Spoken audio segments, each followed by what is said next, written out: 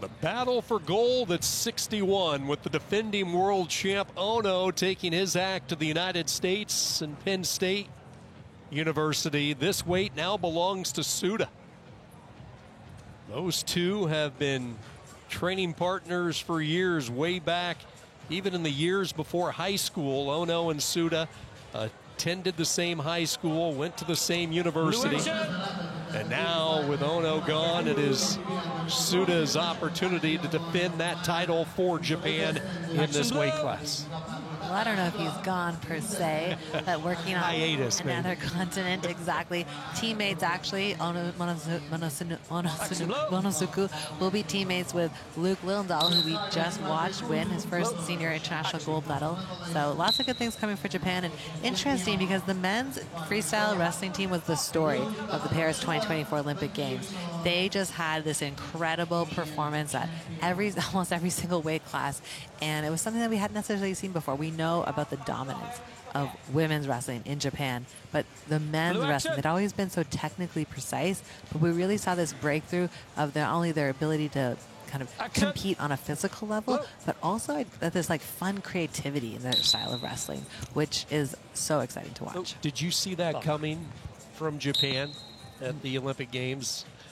No, I did not, to be honest. I mean, I think they've kind of had a couple men emerge over the last couple of years, but I think they really put together a very interesting training plan, obviously working together as a nation, building up not only at the lighter weight classes, which we've seen a lot of their success, but also at some of the heavier weight classes, like 86 kilos as an example, 65 even. And so it's been really cool to see. And also, you know, we've had the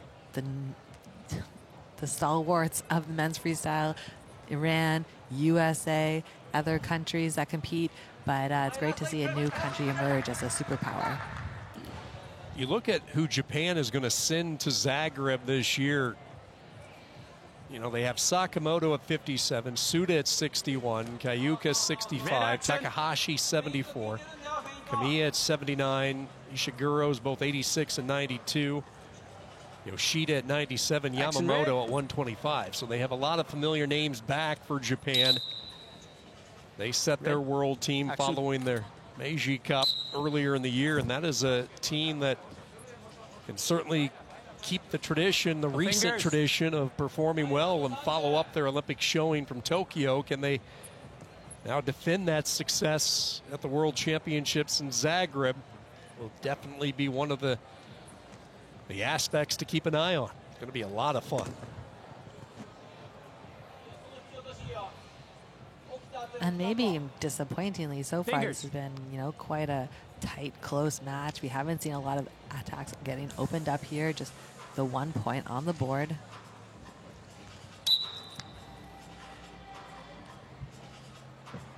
So the passivity point is it. Look at Tayerbek Zumashbek Olu down at 61 kilos after we saw him compete at 65 earlier this year at the Mongolian ranking event, a world bronze medalist, 61 kilos from a couple years ago. And there is Tsuda, who we talked about prior to this year, just because of where he sat on that deep Japanese roster. He had not competed internationally since 2019, but now with his opportunity, he has made the most of it, won the Asian Championship earlier this year.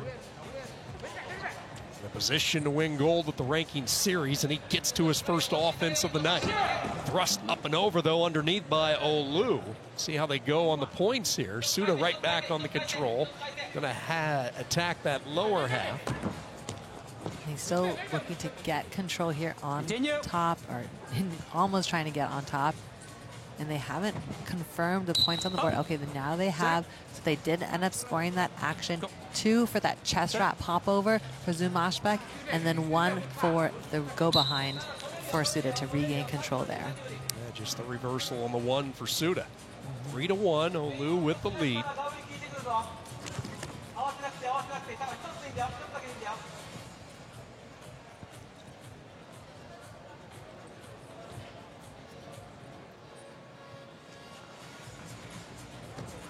Snap, trying to follow up with a leg.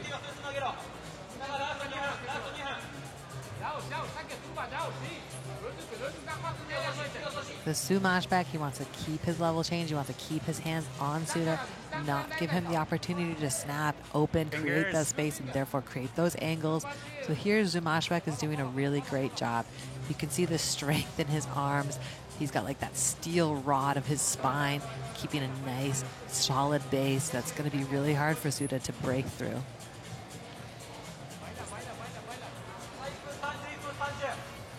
Last 3 Asian championships have been won by these 2 wrestlers. Suda this year, the previous 2 years coming from Zumashbek Ulu.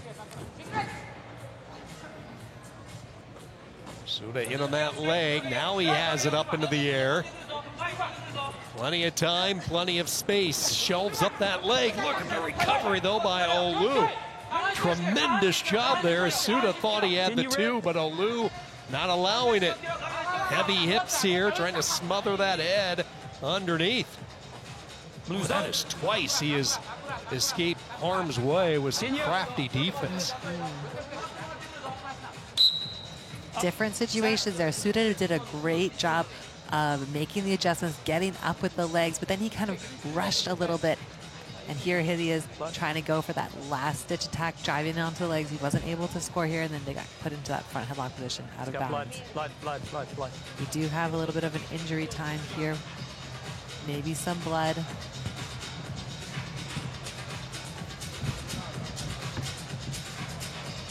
Blood dripping from the nose of Suda, so we have a blood timeout. We'll quickly get that patched up.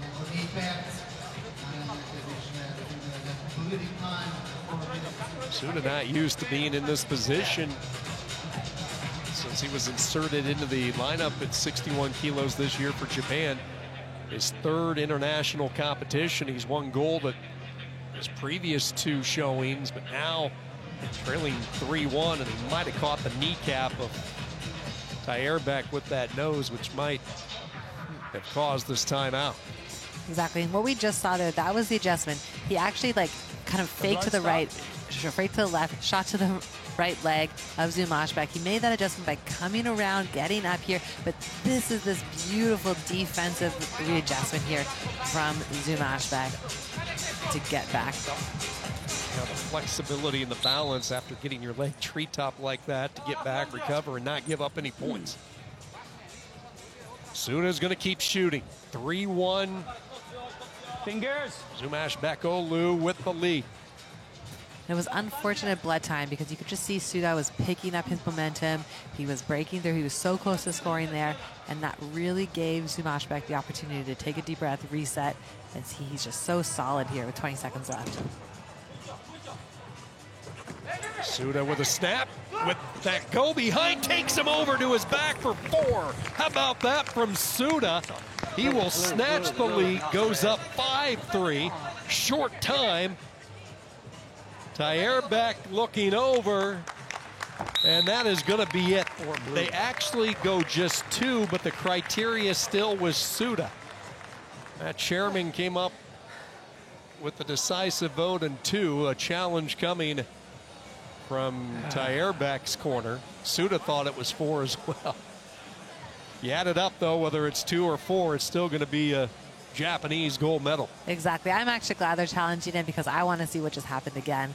That was a super exciting flurry of action there. I was just talking about how Zumashbek was so solid in his body position, but we had this incredible change of pace, change of levels from Suda to get behind. So I think here what they're looking for is in this position, did Zumashbek reach behind and get exposure from Suda as he went over?